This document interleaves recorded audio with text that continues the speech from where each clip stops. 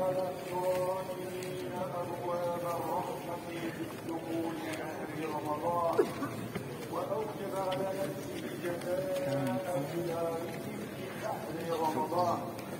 كما قال نبي الله الزمان: إن في الجنة